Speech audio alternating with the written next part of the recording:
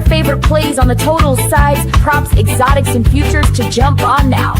So let's get it started with Jason and Ben. Let's get it started with Jason and Ben. Let's get it started with Jason and Ben. Subtitles and chemicals about the concept fairly known. Let's get it started with Jason and Ben. Let's get it started with Jason and Ben. Hey. Happy Monday. Welcome to Wanna Bet. Sorry for the little delayed start. If you did notice, if you didn't, well, I guess it's no sweat off your back. We had some technical difficulties. I figured we were overdue for that. But we are here. We kicked ass, frankly, in Game 2 of the NBA Finals, like I thought we would. And Ben and I are honored to have the great Eric Casillas with us back for his weekly. I think it's going to be a weekly Monday gig. EK has joined us twice. He is 5-0 with his picks in that span, and we're still pending a Connor McDavid potential Conn Smythe MVP that would put us over the top and make him perfect in his visits so far. If you check out him on Twitter or especially on Instagram, where he's given out a lot of his picks. Is it 16 of your last 18 picks on Instagram? We are now I'm now 19-2 after a 3-0 night last night in the NBA. That's just NBA. I've lost some hockey plays. I've lost some baseball plays. But I may come on every day, and I'm going to say this until I can't. I have never lost a single pick on this show, so you may be my good luck charm. So I'm giving them all out here. This is the place to be. And yeah, here is a look at what we've done recently. That's EK's record on the show. That's my record, giving out first, second, third down picks and fourth and longs, etc. on our Wanna Bet full shows. And then Ben, we did a stream last night. I hope you're able to catch it about a half hour before tip-off. I gave some suggestions on how, if you can't get the value that I gave out earlier, you might want to play those games. And Ben absolutely crushed it with the picks he made just before tip-off. So yeah, we hope you enjoy what we're doing. We love doing it. And without further ado, EK, what is your first down bet? All right, first down, I'm going to go to the Rays, and I'm going to take them over the Red Sox. It's minus 105.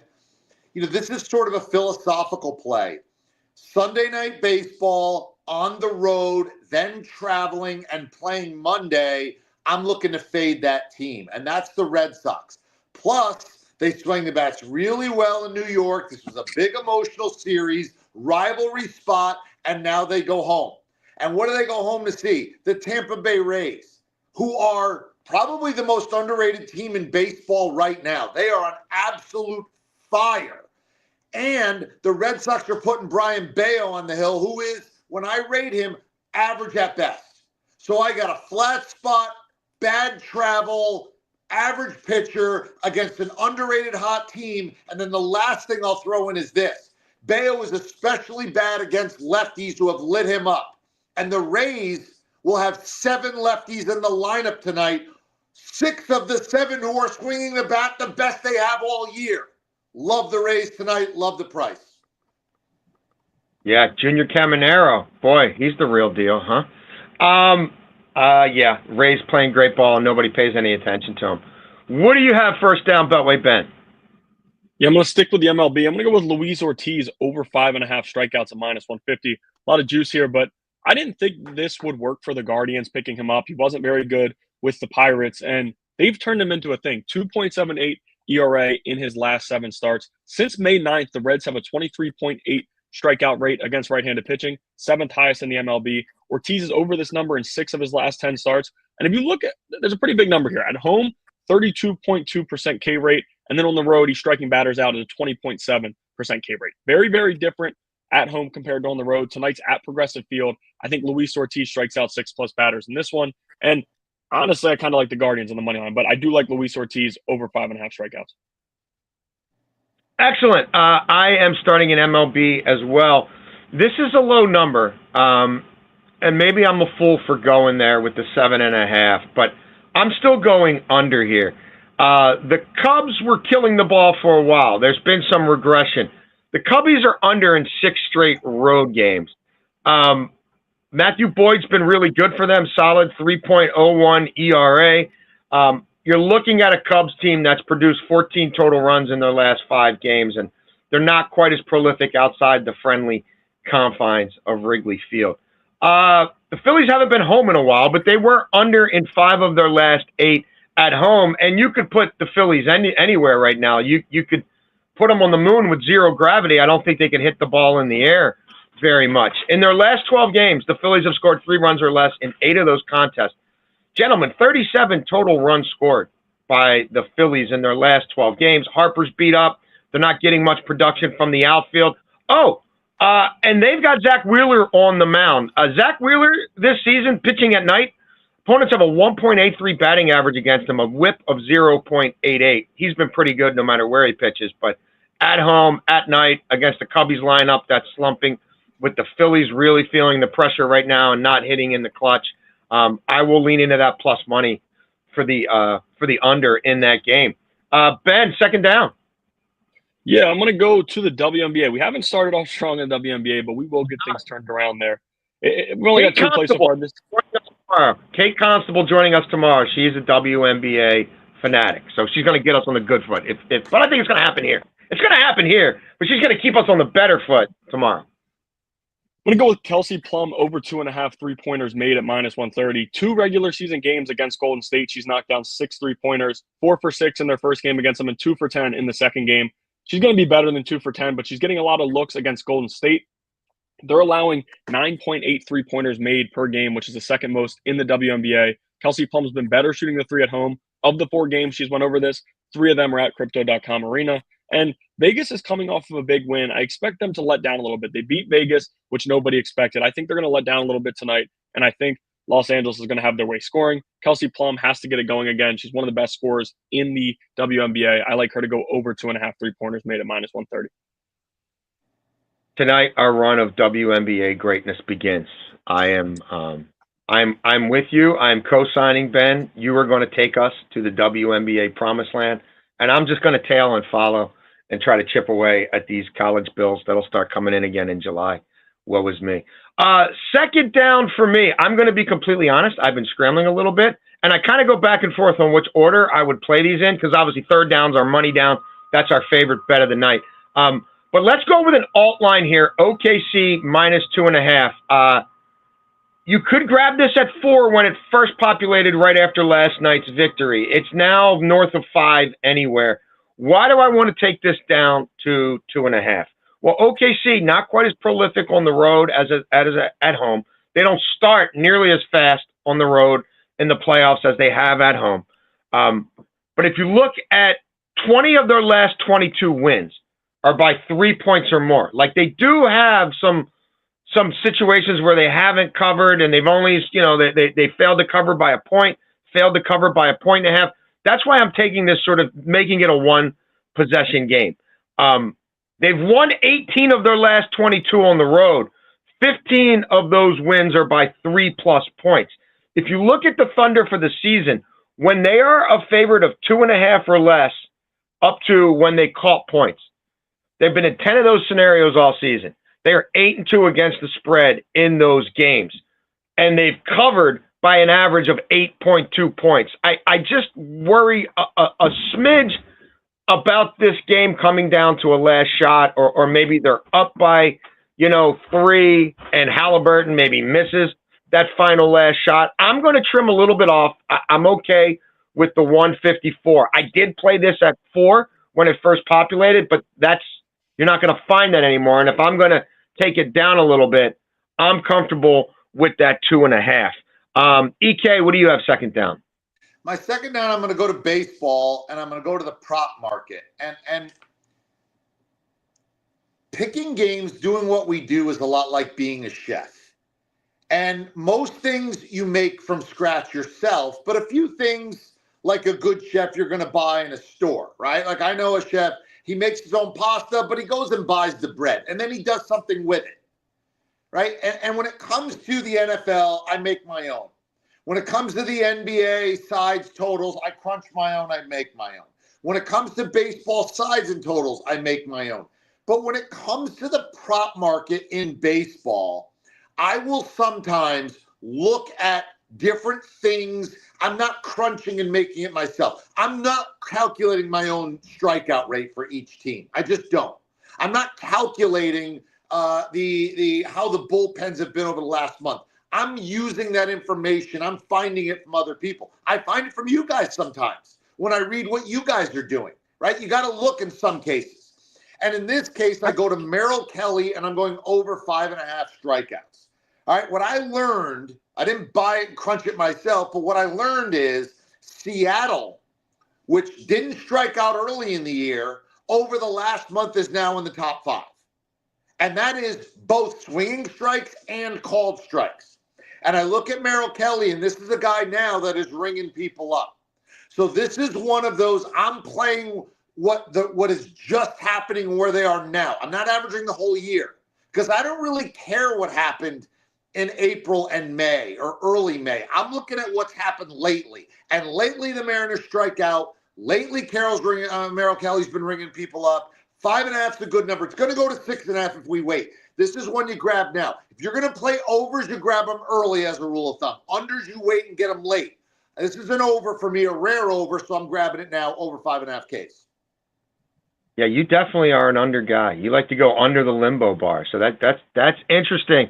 Merrill Kelly's been better his last couple times as well. I think his off-speed stuff has played a little better than it was early in the season. Okay, my third down, my money play of the day.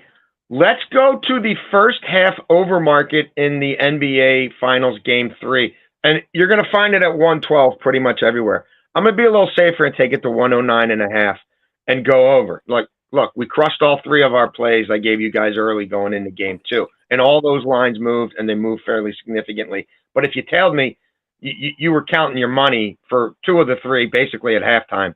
And the other one, the team total on OKC, 117.5. That was money with 5 minutes to play.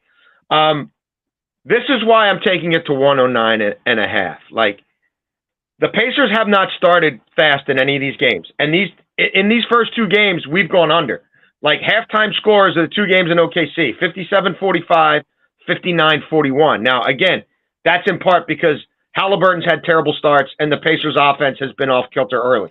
Going home, having already held serve, so not a desperation shot situation for them, I expect Halliburton to come out playing much better in the first half, and I expect the Pacers to at least be able to score into the low 50s themselves. If you study OKC, their defensive rating first half is night and day home and road. Like, they're giving up 59 per game in the playoffs on the road in the first half. Like, 89.8 defensive rating at home in the first half in the playoffs. Ridiculous. Far and away best in the NBA. Defensive rating on the road first half, 114.5, middle of the pack. They've got a minus 9.2 first half net rating due to the Thunder on the road in the first half of these games. Indiana at home, first half offensive rating, 120.9. Elite. Indiana, 3-to-1 turnover to assist ratio first half of these games. So I think they're coming out flying. I think OKC meets them there. And look, I think both teams score above 55 points in the first half of this game. Does it go over that 112? Maybe, but I don't mind the 154. I'm going to play it a little safer here and take it at the over the 109.5. Again, Indiana, elite pace at home, first half. OKC, they like to run first half on the road. So I'm going over here, and that's my play there. I'll probably have a team total play a little later in the week. EK, how about you? Yeah, I'll go actually to the same game for third down. I'm going to go Oklahoma City first half money line. I don't think Oklahoma City's going to be losing at halftime of this game. Now, I buy it up, and that also goes to minus 154, but I'm comfortable there. I don't like getting into the 170, 180, $2 range, but I'm okay, and I'm reasonably comfortable at the $1.50 range. Oklahoma City is just better. I love that they lost the first game. This allows me to now hammer Indiana because people think that they match up well in the series when they really don't. Indiana is sort of, in some ways, a bad version of OKC. What are you going to do? You're going to run with OKC? Good luck. You're going to try to slow them down? You can't if you're Indiana. Indiana can't rebound, and they're a bad defensive team. They fit right into what OKC wants to do. And I know that people are like, oh, we're going back to Indiana and this is on the road. Yeah, okay. The problem is the only thing Indiana really has here is depth. And I'm talking about guys like 8, 9, and 10 better. When you take the starting 5 plus Caruso and Hartenstein for OKC, to me, they are the much superior team. This is when they assert themselves. This is when they put their foot down. And look, every once in a while, they've thrown in a clunker. Game against Minnesota, they didn't show up. But I don't really care about Denver. Denver was the perfect match for OKC. Indiana's a bad match for OKC. I think OKC's going to win this in 5. I think they're going to win the next. I think they're going to win the next 3 straight. And if I can get them early at this price at $1.50, and all I got to do is not be losing, let me jump all over that. I push on a tie. I win if they're ahead. Give me all I can get of that. Yeah, I much prefer that to laying the points, just because, again, Indiana first halves at home have been pretty legitimate. So, yeah, no, I'm with you. How about you, Beltway Ben? Yeah, I'm sticking to this game. I'm going to go with prop. Pascal Siakam over 18.5 points, -110. Anybody who's watched the show has known that I've been on Pascal in both games. He's cost us in both games. But both times I was like, we're right there. And he make a foul shot in the first game. And the thing that makes me the most mad about game 2, I said Carlisle was going to punt. I thought he'd punt early. He did. Siakam plays 3 minutes in the fourth quarter, comes out and doesn't come back in.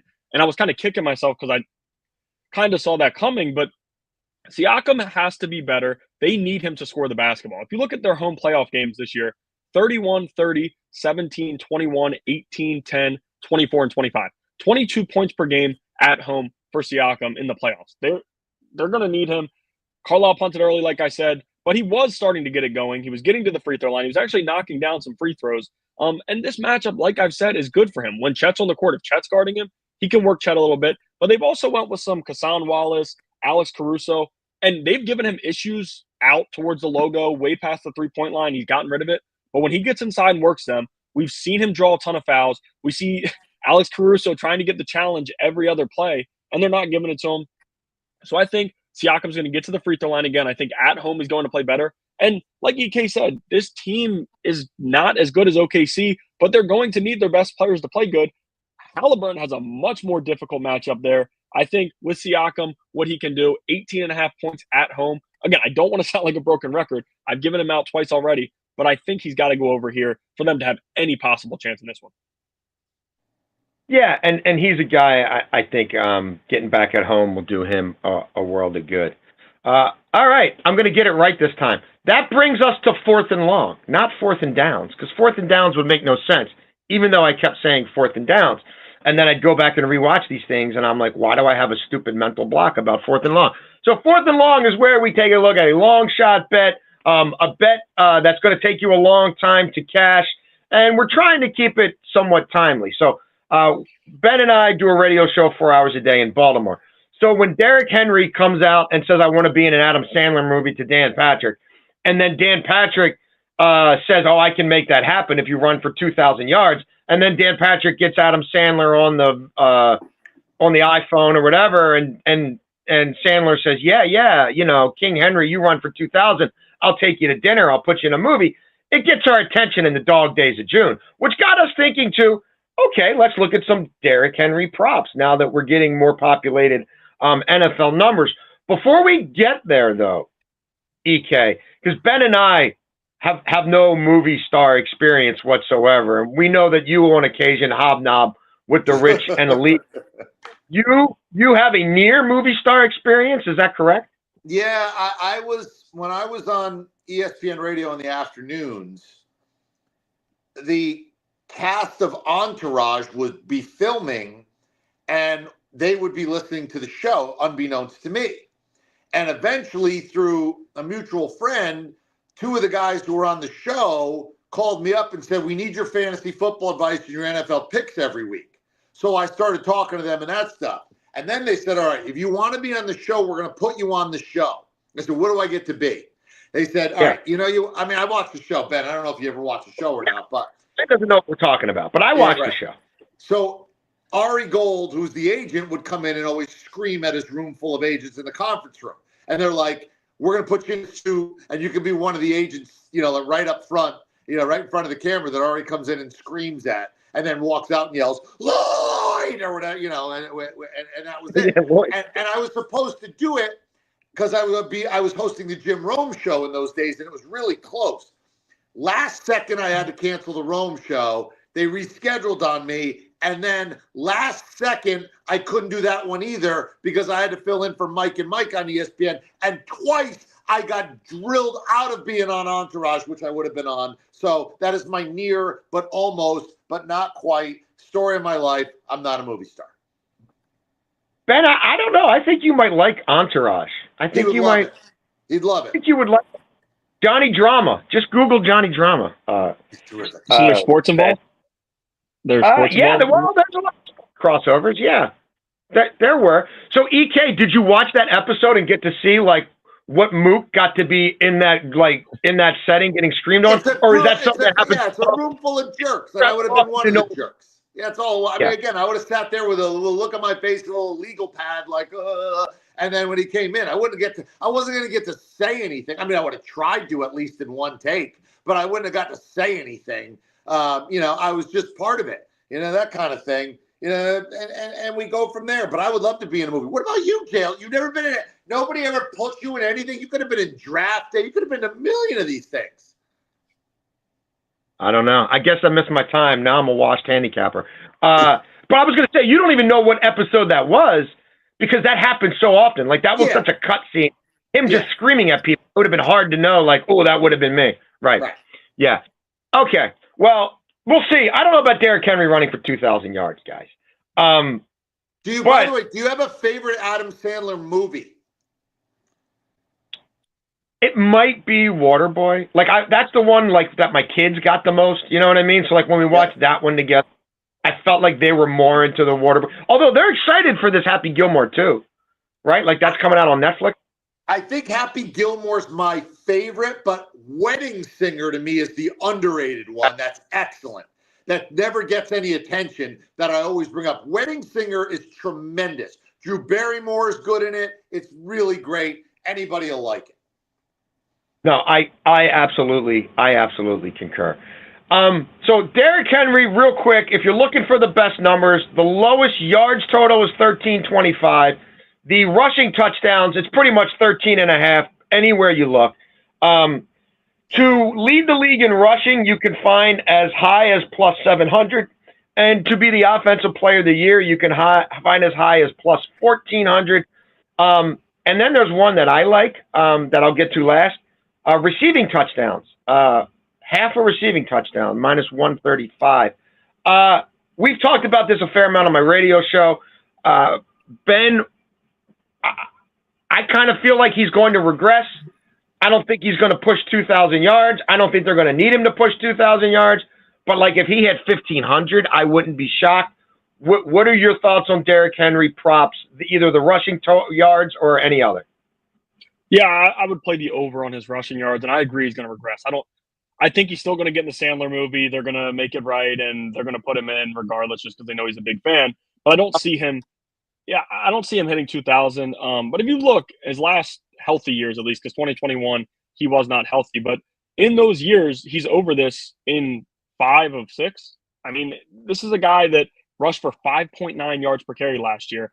And he might not do that again, but when you have Lamar Jackson in the backfield with you and defenses have to play you a little different than Ryan Tannehill or Will Levis or any of those guys, things change. And I think he's still going to dominate. He might not get the 325 carries that he got last season because, quite honestly, I mean, getting Keaton Mitchell back, using Justice Hill a little bit more, he probably isn't going to get those carries. But as long as he is healthy, I still think he's going to rush for 1,326 plus yards this year. Health is the big thing here, as I've said. And really, he's been healthy most of his career. Everybody looked at the 2021 year when he hurt the knee, and he misses a ton of time. But other than that, he's played in 15 plus games in every season.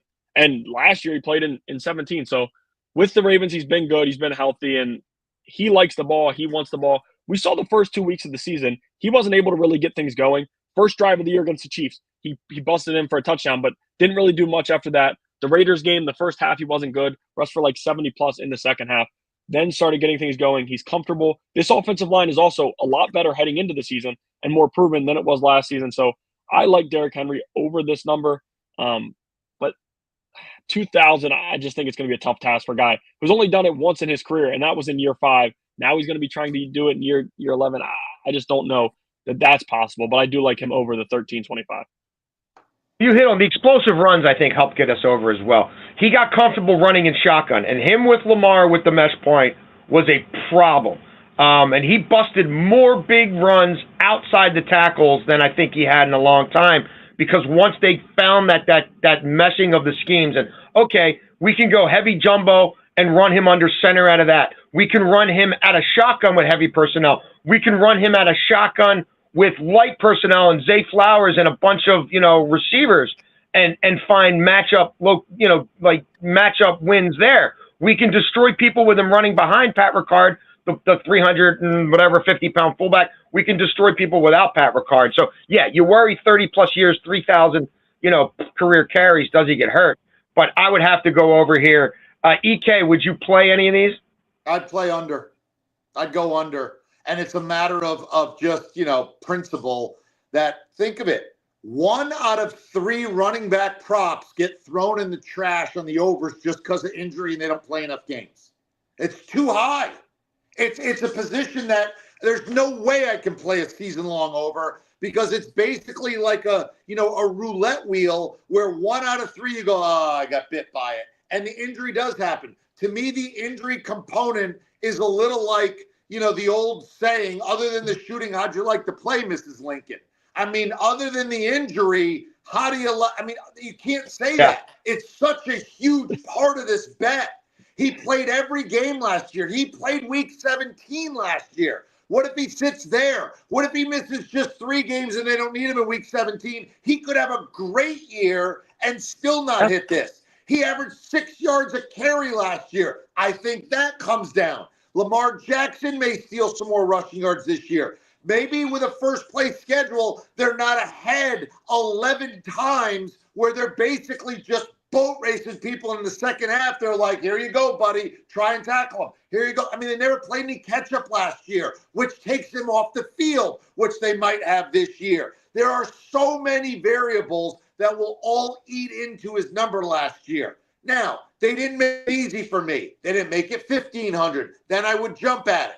I thought this number was going to be higher. I want to play the unders. I thought this number was going to be like 1,550. I sort of groaned when you sent me this. I'm like, they're not getting, come on.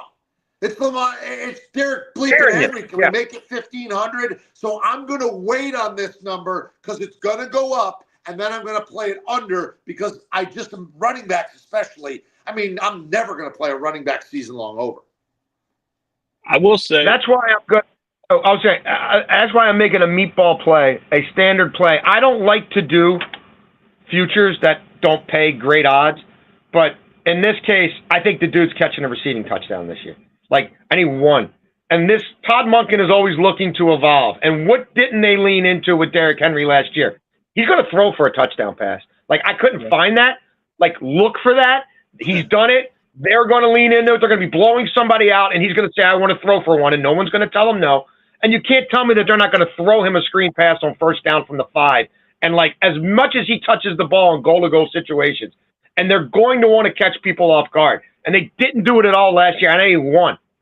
So that's the play I would make. Ben, you got something else on this? No, I was just going to say I've never heard that saying that EK used about the Mrs. Lincoln, and that gave me a good chuckle. I've never heard that one before. Because it's not the most politically correct now. 20 years ago when I was a little kid, you could say stuff like that, and that's what my uncles and aunts would say. It basically means when people say, "Well, other than this," and you're like, "Yeah, but right. That's kind of it. That's the headline type of thing." So that's the only reason why I mentioned my political. I apologize if I offended any historians out there. And to all of Abe Lincoln's whatever great grandkids who are listening, all apologies. Yeah. He was the man. We could use Abe Lincoln. This is how soft we are now. We have to apologize to Abe Lincoln's 9 great grandkids. This is how soft America's become. All right, but anyway, that's my soapbox. That's us. Okay, we're going to end it with overtime, and it's EK's favorite game that we play. It is trend or bend. If you're riding with the trend, then you're riding with my friends here in the leg warmers. Nick Costas also liked this, by the way, EK. I'm sure that doesn't surprise you, but Well, this Nick, was Nick his and pick. I are friends. I love Nick. So, yeah, we're boys. Yeah. So if you're riding with the trend, you're riding with the leg warmers. And if you are bending the trend, if you're going against the trend, then you're riding with Tom York and Radiohead, The Bends. All-time great album. The trend is NFC East, and I think everybody knows this by now, but I'm going to repeat it anyway. The same team has not won the NFC East in back-to-back years since the Philadelphia Eagles under Andy Reid won it 01 to 04. So it has been a new division winner every year. These are the way it stacks up this year. Obviously, the Eagles won it last year. Philly to repeat, minus 135. Commandos, plus 225 to win the NFC East. Dallas, plus 600. New York Football Giants, plus 3,000. EK, I give you the honors. Would you follow this trend and go with, I don't even know who these people are. I should know who they are. I do, but I'm bad with names. Them, or are you going to buck this trend with Radiohead? I'm going to buck the trend. I'm going with Radiohead. It's my kid's favorite band currently. I know you love them as well. I'm leaning in. This is a number for number's sake. Does anybody really think what happened in 2007, 2008, or 2012, or 2015 have any bearing on what happens this year? It doesn't. It doesn't. I mean, if somebody had repeated in 2016, we wouldn't be talking about this. It doesn't matter. That's a number for number's sake. Just look at the last couple of years. And here's what I look at. Look at the Giants' schedule. It's like karma is mad at them personally. It's the hardest schedule I've ever seen. They got no shot to win this division. I look at Washington from your neck of the woods. Sophomore slump. To me, I'll pay to find out if they're going to have one. The quarterback, the coach, the culture. There's like 9 different units that could sophomore slump. Everything clicked last year. All right? And that Ferrari, things break in a Ferrari. And if one thing breaks, you know what happens in the shop? And Dallas, for 25 years, I have been betting against the Dallas Cowboys, listening to Dallas Cowboy fans tell me, this is our year. Let me tell you something, Dallas. You are Charlie Brown, and everybody else is Lucy holding the football. And you come rolling down every year, and all we do is pull it away, and you're flat on your back. And who does that leave me with? The Eagles. I don't root for them. I don't like them, but I'm taking them to win this division. Cosign. Beltway Ben, what says you? I'm going with the Bends as well. I don't see looking. I mean, EK talked about it. We talked about the Giants last week. Their schedule, as I said in that video, it's not favorable. You guys have both talked about the Commanders' regression, and I get it. Eagles have lost 4 guys, 4 starters on the defense. Milton Williams, Josh Sweat. Those are tough losses, but they will always regroup and figure things out. And then offensively, right guard Mekhi Becton. Guards are one of the easier things, especially for a team like the Eagles, to figure out.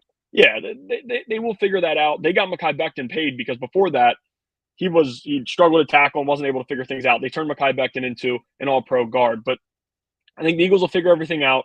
Health, of course, permitted. I just don't see. Jalen Hurts had a big run. Saquon Barkley changed so much for that offense. And when you go to 2 years ago, the year that the Eagles fell apart, of course, and then getting blown out in the playoffs by the Buccaneers, the secondary was so bad. The secondary was awful. They have a lot of young talent in that secondary. And you lose Darius Slay, but Darius Slay, his best football was far behind him. So I just don't think that the secondary is going to regress the way it did. They have 2 of the top wide receivers in football still.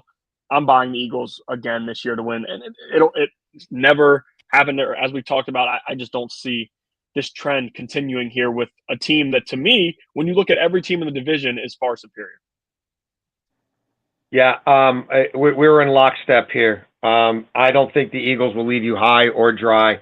The Benz is the way to go here, and the Benz is a great soundtrack to whatever you're doing, especially if you're handicapping games. Yeah, the Eagles are going to win this division. I'm with you guys. EK, any update on the Super Discord? Yes, the Super Discord goes live at 6 o'clock tonight, so we're all excited. Wow. Yeah, today's the day. So the Super Discord, We have commitments right now from 8 or 9 top handicappers. I'm going to put that all out. I want to make sure I get everybody's permission and we're all set to go. And then there will be one place where you can see all the best people's picks, including 2 handsome guys I'm looking at right now, I hope. And we will go from there. Oh, no, I'm in. So I will be able, as of 6 p.m. tonight, to start firing plays in real time as soon as I make them to the Super Discord, and they will appear basically in real time. Yes. And then you will have your picks, my picks, other people's that you know their names picks, and they'll all be in one spot that you can just jump on, and you can just go by sport, by person, by whatever you want, and we should be all set and ready to go. We are testing it finally. The final test is this afternoon between 3 and 4 p.m. Eastern. Everybody says it looks good. I'm not the tech guy. And assuming that we don't have some kind of major glitch that I wasn't foreseeing or that they're not foreseeing, 6 p.m., we are live. Beautiful. Well, I can't wait to get off air my radio show and do some capping and get everything to you guys in real time there. We will keep you abreast of that situation. I apologize again for our technical glitches. We were frankly probably overdue to have some. We will be back at noon tomorrow with my friend Kate Constable. You guys know her from the BetMGM network. She's also doing a lot of handicapping now at CBS Sportsline with a real emphasis on the WNBA, which is an area where we want to keep learning and growing. We'll have Pam Maldonado from ESPN on with us Wednesday ahead of the U.S. Open golf tournament. She's a golf and tennis expert. We will lean into that with her. And we're already fired up to give you more plays tomorrow. And on the Super Discord where you can look at my socials, Ben's socials, EK socials. We'll have all that stuff out there by the end of today. Thank you again, EK. We will see you next Monday. And we'll see all you guys tomorrow at noon on Wanna Bet.